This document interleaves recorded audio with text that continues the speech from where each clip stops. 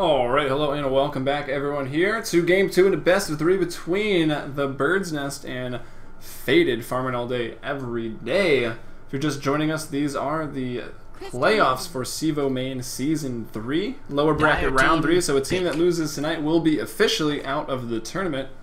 The good news for them, though, is that they will still be invited back to CEVO-Main for Season 4, which I haven't said it enough already. Registration is open for that. $5,000 cash prize minimum, as there is a crowdsourced funding project. 100% of the donations will go back to the prize pool of your game of choice. But if you're watching here, you're likely to choose DOTA2, so do make sure to do that. As we get into the bans, we've got Alchemist and Visage being taken out by the Bird's Nest, so two of those very strong early game supports that can dish out a ton of damage, maybe too much damage, and at such a long range too. At least Soul Assumption can be disjointed, unlike some other abilities on Stable Concoction. Looking at Faded, they ban out the Bristleback once again, as well as the Timbersaw, some of those tanky heroes that need to be dealt with, but are hard to deal with sometimes. They take them out, they don't want to lose any long team fights. They pick up the Crystal Maiden first pick, which leaves the Bird's Nest open to get that Slark and that Mirana, which could be a pretty dangerous combination. Both heroes pretty quick, Slark a little faster, Mirana with the leap. They can get around, the Moonlight Shadows as well, the Shadow Dance from Slark. They can go in Viz. And of course that Pounce is only going to set up the arrow, so they're pretty strong connection just between the two of them. Sacred Arrow with the Pounce leash should be pretty nice, and maybe looking for a fairly aggressive game here upon level 6, maybe even earlier with the Mirana if they decide to pick up a Bane, or basically anyone with a pretty quick stun to line up the arrow for the Mirana. But it's Crystal Maiden. Let's see what they want to go with next. Could maybe, I wasn't gonna say Doom. I was gonna say maybe the Venomancer or a Clockwork, but they're not gonna like to go with either of those. They will go with the Doom. Pretty solid pick. You can jungle it, you can lane it, and in some situations you can put it off lane, you can put it mid lane. It's a pretty versatile hero, although most of the time I feel like when I see it, at least, I don't get to watch as much professional Dota as I would like. I'm usually pretty busy working full time, and then of course casting some semi-pro Dota and amateur Dota. But I primarily see it in the jungle, but I think there are definitely some good uses for it. Definitely like it when teams have Chen and Enchantress putting it just in the offlane, so whenever that push comes, you can just devour those big creep, and then the push gets slowed down substantially. Crystal Maiden also good for that because of the 10-second Frostbite stun, or ensnare rather, on those neutral creep, even when they're not neutral. And some more bans come out. The Abaddon going to be banned out by Faded. Interestingly enough, one of the best heroes to have versus Mirana, because hit arrow, or excuse me, that's the wrong order. Shoot arrow, hit arrow, and then what do you do if you have Abaddon? Just purge the debuff. That's all you got to do. And they ban it out and not going to pick it up. It's also pretty common to pick up the Abaddon alongside the Mirana so that the other team can't just do that. So I don't know. Some mind games coming out. Abaddon, despite not being talked about very much, still has one of the highest win rate percentages of any hero in Dota right now, in the pub level and the tier 1 professional level, so he's definitely still pretty good. He may not be very fun to play. He's sort of fun to watch. He can extend the play and make things exciting, but he's not necessarily that fun to play. Not that fun to watch, but I don't know. I think it's a pretty solid pickup if you know how to work him into your lineups. Faded, they also ban out the OD. Over to the Bird's Nest, they take out the Weaver, and they're looking for their 4th ban now.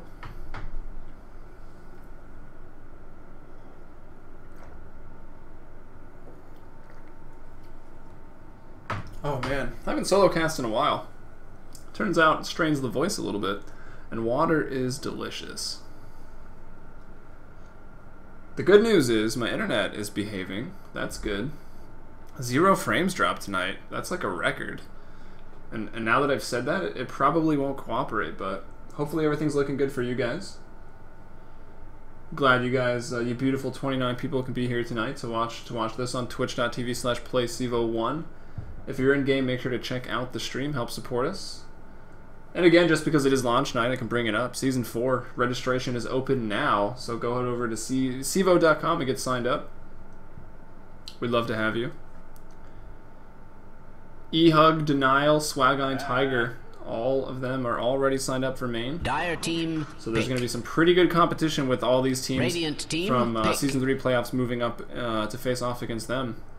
Some more bands finally come out. They're going to take out the Storm Spirits. And it's over to Faded for their third pick after a very quickly snagged Rubik. And it's a good hero. I mean, it's a defensive hero. If you need it in a defensive lane, it roams well. Very, very good into the late game because, of course, you can just keep stealing spells. You can steal Doom. That's going to be great. Frostbite, Crystal Nova. All those are going to be amazing spells to steal from the Crystal Maiden. And, of course, the instant lift and the toss back 5 seconds remaining to stun to set up for the Morana arrow. Reserve time. Waiting on the third pick now here from Faded. It's like Theory is drafting for 10 them tonight. seconds remaining. W4 taking the helm for the Bird's Nest with unfortunately for him, slightly underwhelming performance there in the first game. Pick. Did well with his free farm. The Helmet Dominator stacked up the Ancients. Did everything he was supposed to do, but Rolo and the Lifestealer, their rotations were just really strong. They kept picking off that Luna. The Nature's Prophet wasn't able to get too much done, but there was a lot of burst, and he was normally the focus. But the Visage, the Rubik, the Lifestealer, and of course the Invoker were able to roam around and get a lot done. Pick. Some early Shun Strike kills from the mid lane really set up the game for Rolo. And there's the Bane pick. So Rubik, Bane, pretty defensive supports. Not a lot of damage between them if they're going to roam between levels 2 and 5, but upon level 6 they both become extremely scary and they're supports that need to be dealt with. We've already talked about Rubik able to steal some spells. Bane, of course, with the Fiend's Grip once again going to go against Theory, though Theory not too worried about it on his Lifestealer. He did it last game. He can do it again this game. 5 seconds and this time he's got Doom to back him up. Even throw the Doom on the Bane to go ahead and get off that Fiend's Grip. Level Death, I believe, is a mini stun. Yep. Level Death is a mini stun, so the long range ability there for Doom, pretty instant cast to go in and cancel the Fiend's Grip, and you know, just go ahead and pick up that Bloodseeker. No big deal. And for any of you wondering, why are they picking Bloodseeker? Do they think they're that confident going into this game too? The real answer is Bloodseeker is basically the counter to Slark. Slark can get very, very low on HP. There's not a lot of AoE stuns. Actually, there's no AoE stuns here 5 seconds on Faded, so you can't really CC or stun that Slark when he's in Shadow Dance, but if he's low health when he uses it, Bloodseeker can still see him because of Thirst. So it's a really nice strategy here, and of course, Rupture is going to be really great to use against Slark when he tries to run away. Radiant team I'm not ban. positive if Dark Pact will purge off Rupture. I feel like I should be, but maybe I'm not. And this Bloodseeker pickup explained, I think it will, so you got to be careful when you use it on Slark. Might be better to use it on someone else and to just have that passive Thirst ability to deal with the Slark. Probably their plan, and likely why they banned out this Abaddon, because the Photic Shield will just take off Rupture. I'm pretty sure. Actually, that being said, Rupture is another really good spell to pick up against Bristleback. It's a hero that runs around a lot, and HP removal is the one type of damage that is not reduced by Bristleback. So, things to think about, right? Just trying to bring Bloodseeker into the metagame for some reason. Bane, picked up by the Bird's Nest. They're going to go with the Invoker. That's a tall order. I mean, Rolo just played that hero pretty much as good as it gets. So the Bird's Nest, it should be the Big Bad Bird playing that. Going to have to be on his game right now. Rolo might get on that smack talk. Of course he won't. Rolo is a very professional man. Everyone in CEVO is very professional. 10 seconds remaining. No trash talk here. There really isn't, actually. 5 seconds remaining. It would be frowned upon by the establishment. Oh, did you just say Windrunner at your service, Windranger? That seems a little confusing, actually. Windranger, though, going to be the last pickup here for Dindum. So we'll see what Faded can get done with this Bloodseeker. It could be an exciting match, or it could just be an epic fail. We'll see. I like the idea, though. They're trying to deal with Wolfle Devil here on this Slark, and actually, since we're right here anyways, we'll go ahead and introduce the Bird's Nest here in Game 2. On the Dire, we've got W4. It looks like going to be playing that aggressive tri-lane, possibly, yeah, aggressive tri-lane Morana, played by W4. Going to be backed up here by N on the Rubik, as well as 604 Hun on the Bane Elemental. Actually, I don't know if they kept that Elemental title, but whatever. In the mid lane, Big Bad Bird, he's going to be on the Invoker, rocking that puppy hairdo. I believe Rolo had it as well. And then up top, Wolfle Devil here, solo laning the Slark. Even if he can't get farm, which he will be able to get farm, he might even be able to kill this Windrunner 1v1 around level 3 or 4. Level 6, he's going to have a big impact, and we'll see if the Bloodseeker is actually going to be enough to go ahead and stop that. Looking over now to the Radiant, we've got Faded, a pretty dominant performance there in Game 1, looking to repeat here in Game 2. We've got Rolo in the mid lane on the Bloodseeker. Quelling Blade, Stout Shield, lots of regen pulled to him, as well as healing salve of his own, and he's going to need it here. As actually, this could be the first blood. We won't miss it. That's for sure. Theory, though, thrown up. Put back down, and that's not going to be enough damage for the first blood. Both of these heroes pretty tanky, and of course with that raid, 663 HP on Theory. We've got 644 on the Doom. He's going to be jungling. Kraken just going to be supporting to the best of his ability down here, trying not to just feed a sentry down to block the camps for the Doom, so they know that they can do that. If they want to maybe put Doom mid, jungle the Bloodseeker, they can do that if they want to. I mean, Bloodseeker doesn't provide a whole lot anyway. In terms of right-click, unless he's picking up some items. He's fairly item-dependent. His ultimate is quite nice, but if he really wants to get in there and right-click, he needs a BKB, and he needs some right-click damage. That's going to take some time. And we'll see how well he can do in the mid lane. He's going to need Bloodbath to be able to sustain against the right-clicks of this Invoker. Doom is actually going to switch jungles and jungle aggressively. Very nice play there. Alright, they cycled off. But the arrows come in, and they cycle off again. Theory and Kraken. They played together quite a bit. Kraken again going to cycle it off. Very nice play. And when the enemy team is playing like this, that hurts your morale right there. It's discouraging. They just got outplayed, pretty much. Plain and simple. It's not that big of a deal, of course, because it slowed them down. They're not farming. They're not really getting XP. It's definitely keeping Theory and King Kraken on their toes, but that was elegant. It was dancing on a razor's edge right there. As look at Rolo in the mid lane, just manning up. It's gonna get a little harder at level 3 with the threat of the ice. Why do I always forget the name of that stupid spell? Cold Snap, as well as the Forged Spirits and/or the Sunstrike coming out. Here's Dindum and Brave Bird, though. The Centaur Stomp off the mark. Unfortunate there. Dindum wants it but won't get it. Ah, Brave Bird. It's alright, it's alright. You've been out of the game for a while. And if you haven't, well, I'm making things up, and we'll just hope it's true. Not the best performance in Game 1 on the Nature's Prophet, but hey, your team won, and you did help out, of course. You were a vessel for the Lifestealer who was just farming out of this world. The abilities to keep the lane push, the Treants really pushing, and in this game, the Centaur Stomp a little off the mark, but checking the move speed difference, there's only 290 on Doom. If we look at Slark, he's got 305, so it was a pretty tall order anyway. I take it all back, Brave Bird. So many birds in this game. The big bad bird in the mid lane, 7-1. Actually, 10-4 is Rolo on the Bloodseeker. This Bloodseeker is going to have an impact, and it might actually be hilarious. No points in Thirst yet, but he doesn't really need it. He just needs one later on. And I will attest to this. When the 6.79 patch notes came out for the first time, and I saw the Bloodseeker can move past max move speed, I thought, it's gonna be so ridiculous. Like, how broken and stupid is that? It looks really dumb when he's running at 3,000 move speed, but it never happens, to be honest. He gets over 522 sometimes. It's not too ridiculous, and even at the time of the patch notes, I didn't think it would be that big of a deal in competitive gameplay, because he's usually going to be stunned or just focused down and dealt with before that happens. It just has the potential, if he's the last one left alive and the enemy team is pretty low, he's likely going to kill all of them. Which, it's fun to watch, and we'll see what they can do on the Bloodseeker this game. Could be great things. 17-5 in that mid lane. Up top, Dindum getting pounced on. Having to pull out some mana for the Wind Run there. Being focused down, Essence Shift, 1 point in it. Dindum manning up right here. Bit of a mistake. Needs that mana. Going to be taken off immediately. Sunstrike, they're not running that way. And that's a good thing for Dindum, because Rolo isn't the Invoker on his team this time. There's the first blood, though. Wiffle Devil going to bring it out there on the Slark. And just a little bit of over-aggression from Dindum's Windrunner. Thought he could maybe get the kill. He almost did earlier, but as that Essence Shift gets skilled up, a couple attacks, you get weaker every single time. And it can really, really hurt you. And of course, Pounce now with 3 points in it. Slark, Wiffle going for that standard skill build. Getting that Essence Shift because it's so good for the laning phase. And then Pounce just for the damage, and Dark Pact just for the ability to go ahead and purge off those debuffs.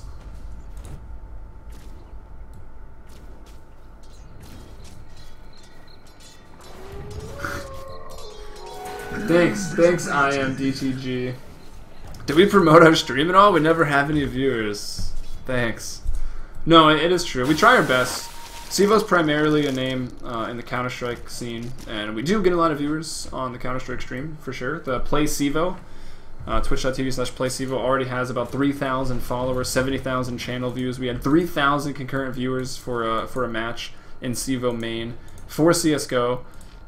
It's very nice, and we hope that DOTA2 can get there pretty soon. We're hoping Season 4 is the time for that with the $5,000 prize pool. We've got a lot of the big Tier 2 up-and-coming North American teams already signed up for Season 4. We've got these teams playing now going to be moving up, as well as everyone else in the brackets here. And we like to get the word out there. There should be later on tonight, maybe even right now, an On Gamers as well as a Join Dota article coming out about CEVO Season 4, so that should hopefully boost the recognition a little bit and hopefully help with the brand recognition of CEVO and CEVO TV. But back to the game. We've got WoefleDevil up top getting focused down a little bit. King Kraken going to rotate, try to get some XP. They're putting Dindum now to the bottom lane, and Mirana should be fine with this. Might even be able to get a solo kill over Own there if Dindum isn't careful. But it's a rotation here from the supports, the Bane and the Rubik. Level 3 here, Brain Sap, 160 damage, Fade Bolt, 140. Not a huge amount of damage, but they know they need to deal with Rolo. I think he wants a Midas. That's disgusting, Rolo. It really is, though. And up top, I mean, they're not going to be able to kill Slark. Even if he gets frostbitten, he can just Dark Pact it out. There's potential they could maybe bait out the Dark Pact, throw on an Open Wounds, and maybe get a kill. But with both Dark Pact and Leap, those two heroes, not going to be able to get it done. And now Dindum in trouble in the bottom lane, going to get nightmared. Shackle not going to land. Dindum needs to win run, but he already has, and Bane's going to pick up that kill. 2 kills early on the board here for the Bird's Nest, both coming at the cost of Dindum's life. Make it 3 as Wolfle picking up another kill on the top lane on the Lifestealer, and well, things not going so well. 3-0 out early here for Bird's Nest. A little bit of deja vu, except flipped around for the Bird's Nest here as they go in. Facing elimination in this game if they lose. This is the lower bracket round 3 in the CEVO 3 playoffs. So Bird's Nest, of course, they don't want to give up now. Faded, a bit of wiggle room. They can drop this game and take it on to the match point in the 3rd game of this best of 3 series. But of course they don't want to do that. They would rather just win it 2-0. And 6 minutes, 50 seconds in. It's Rolo leading in the CS charts, 43-8 on that. Bloodseeker does go for the Midas. He's in it for the long haul. We've got the big bad bird, maybe not living up to Rolo's Invoker play, but it's early. We can't really tell yet. We'll see what he gets to do when he rotates around. He's 38-3 though, first on his team in CS there. The Mirana 35-12 in the bottom lane, doing quite well. 23-5 up top. His Slark is also 2-0, and it looks like we've got some TPs coming out from the Slark. Where did he go? Oh, he stayed up there. Gonna go focus on Theory. Theory having some trouble. Sunstrike coming in again off the mark here. Theory wants to go for the Bane. No level 6 yet. The Frostbite is gonna Shadow Dance out of that one. They want to chase down Theory. Theory needs to Rage. Will do just that, but it's not gonna matter. King Kraken might be able to get the Bane. The power shot from Dindum will. There's no vision though for Wolfle. There's the Shadow Dance, followed by the Moonlight Shadows, and that just shows you how annoying that can be. Under the guise of Moonlight Shadow, Invoker is actually going to scout out the Doom, and now Doom going to get caught out by the little bit of mana that was remaining. Immediately Dark Pacting off the Shackle shot is WoefleDevil as they continue to chase here. The arrow goes out, will land on Dindum, attack speed being slowed up by the Crystal Nova, and there's another pounce. WoefleDevil 3-0-2 onto an early killing spree. I think I called it a multi-killing game 1. I have been playing too much Counter-Strike as of late. Well, the good news is, Rolo, farming up a Storm in the mid lane, has the Midas, going back for the boots now. But the bad news, and it's pretty bad news, is that they're, 1,500 gold behind. Getting close to 2,000 XP behind, which is a pretty sizable disadvantage here at just 8.5 minutes. They trail by 5 kills, as we can plainly see. It's 6-1. In favor of the Bird's Nest. Some phase boots coming out for the Windrunner, not too shabby. Brave Bird on the Doom, working towards that mechanism and that level 6. It is only 8 minutes and 45 seconds, so Doom coming out with the Doom. I really wish those names were different. I liked it when it was Doombringer with Doom. Now it's just Doom with Doom. And, this could be Rolo though in trouble in the mid lane. Does have his ultimate online, but there is no Doom. Maybe could have saved the day, but with N on the Rubik approaching that team fight, probably not going to happen. Another pick off here Something you would expect from these two supports. Not a lot of damage between them, but when you add on the fact that there is a global damage there between the Sunstrike, and they've been able to bring down almost everybody. It's 7-1. They've obviously been doing a very good job. Slark also with a lot of burst damage, so when the Rubik and Bane rotate up to him, they can pretty much get a kill there. The mid lane, they can get a kill. Bot lane with the Mirana, they can get a kill. Lots of damage everywhere. Now Theory again in trouble in the bot lane jumps. Oh, I thought he jumped in the one they could deny, but... And a creep with full health. TP's coming in, but I don't know if they're going to be fast enough. Creep's going to be brought down. The pounce is going to miss, and that's going to make Theory very, very happy. They go on to Woofle. Okay, Rupture is not purged by Dark Pact. So now that we know that, another Sunstrike going to be off the mark, pouncing away. Rolo wants to chase very fast right now. 423 move speed. Silence goes out. The lift from Rubik should shut it down, unless, no, Rolo gonna go ahead and back off there. Mana Boots being picked up by Bane, replenishing up the Mirana as they look to push the top lane. Meanwhile, Doom finally level 6. Theory pretty low, trying to jungle back up. He's got almost nothing. He's 29, 30 CS, 2 denies right now. 0 and 2, taking those 2 deaths. Only 1 assist to his name. Who is the 1 death over there on Bird's Nest? Who's cut? It's gonna be Bane. Hyun. 604 Hyun. I don't know how to say that, to be honest. I've only cast the Bird's Nest a couple times. I should probably inquire. Thank you.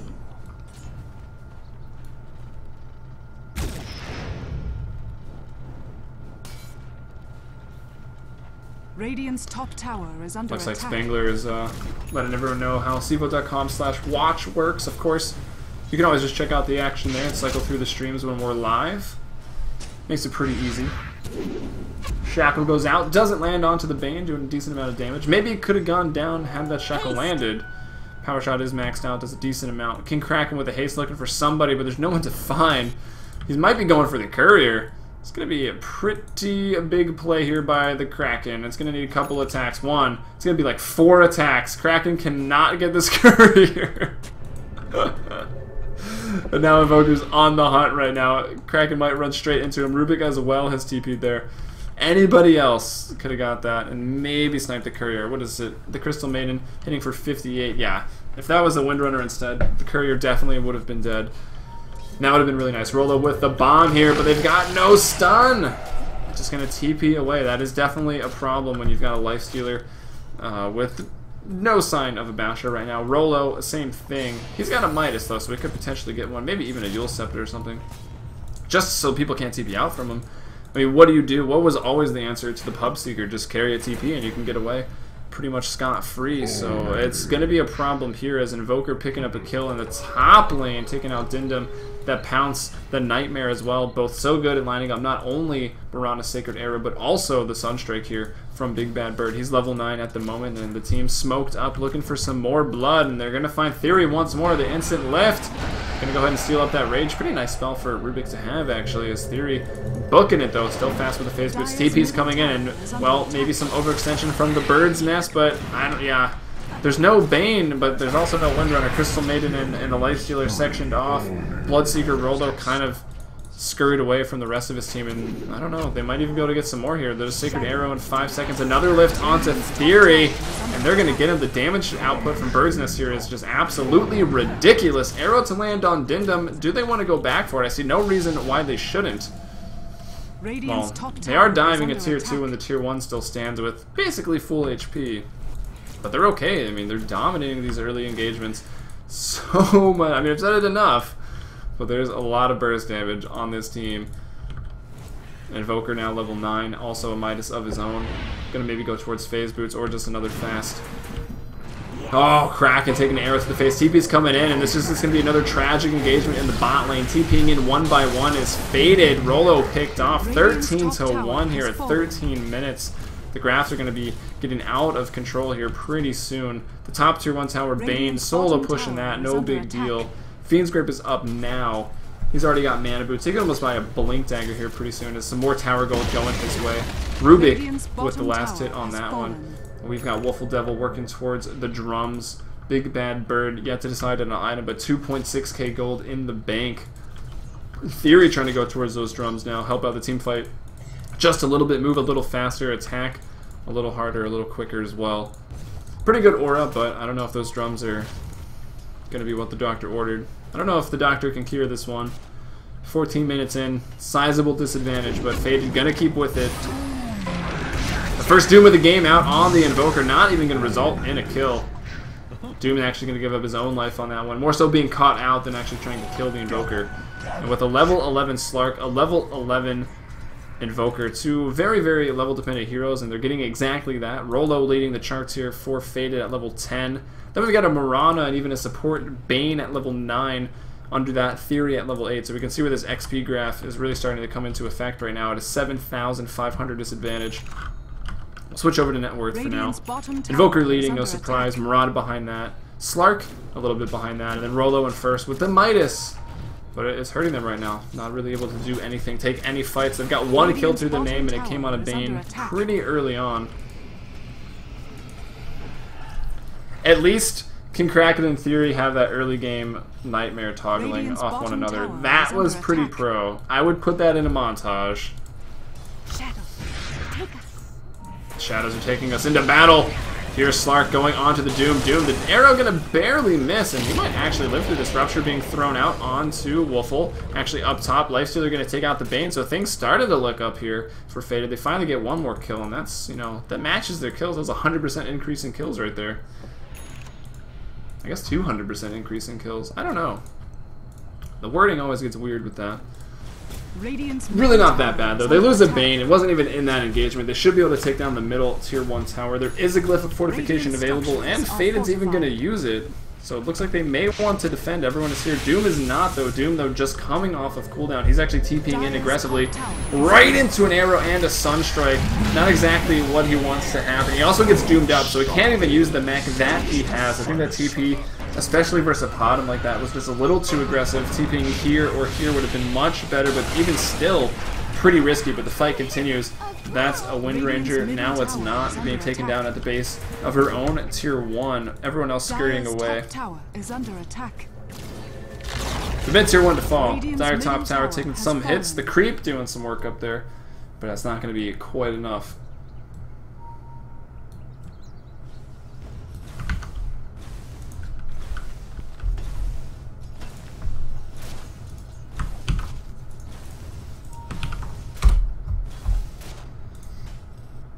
Well, this will be 2 minutes from now, but I did just link a link there in the chat, a recent Reddit post about our announcement. I saw some of you asking about it in the stream chat, so if you want to check it out, if you do like it, make sure to upvote it. It helps us out. Spread the word for this great tournament, as well as CEVO-TV, and what we hope to do here in North American Dota. Creating a league for aspiring teams to go up the skill divisions. You know, you start in open, then you can get to main, and hopefully if Season 4 goes well, which, I mean, given the trajectory of the previous seasons and our growth, it should go well. That's what we're expecting. And then with Season 5, another division, hopefully more geared toward professionals, and then we'll have open, main, and whatever we're going to call the new one. Maybe just open intermediate and then keep main the highest. But that is the plan. We look to keep expanding, and Season 4 is going to be probably the most important stepping stone along that. And we're going to need your support. We've already got a lot of the good Tier 2 North American teams, semi-pro teams signing up. As well as some decent broadcasters, myself, Gorgon, Chicago Ted, a couple more coming on board. We used to have Orbit, but he's again playing Dota Hardcore, trying to make that pro status, which probably can. It's pretty good. But we'll have him on back every once in a while for some casts. 17-2 though in this game. The drums come out now here at 18 minutes for the Lifestealer. Phase drums, 1-3-1, 54 CS for Theory. The bottom lane, Big Bad Bird, Aegis, 4 staff, Boots 1. I don't know why you're rocking the Boots 1. Maybe he just wants the sheepstick here with the 4,000 gold.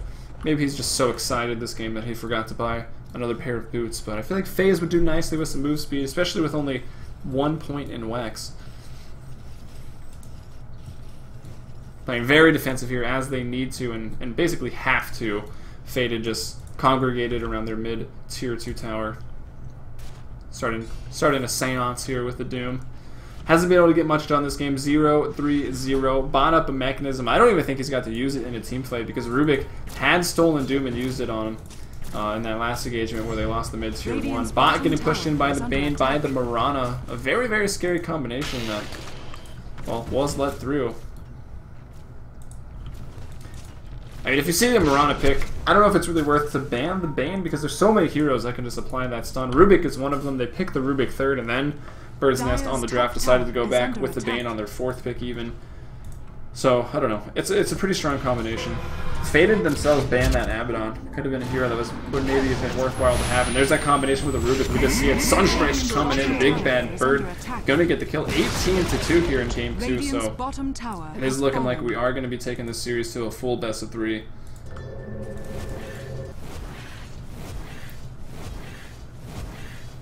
Dire's top tower is under attack.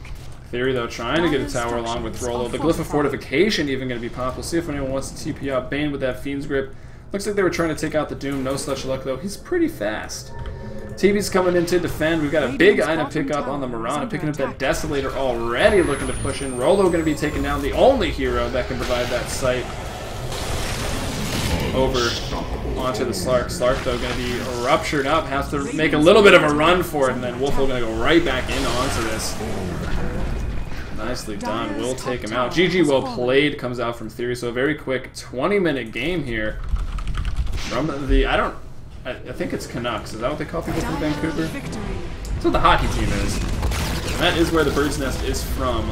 If I am incorrect, somebody should probably correct me. That would be nice.